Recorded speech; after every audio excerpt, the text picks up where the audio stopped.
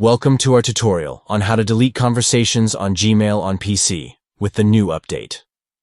Deleting conversations on Gmail is a quick and easy process that can help you declutter your inbox.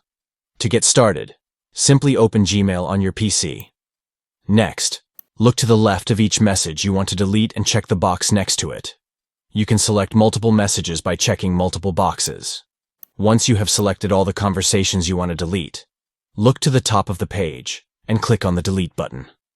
This will move the selected conversations to the trash folder. Remember that deleting a conversation in Gmail removes it from your inbox, but it can still be found in the trash folder.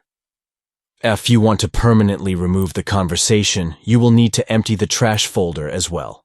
And that's all there is to it. You have now successfully deleted conversations on Gmail on your PC. Keep your inbox organized and clutter-free by regularly deleting unnecessary messages. Thank you for watching, and don't forget to like and subscribe for more helpful tutorials.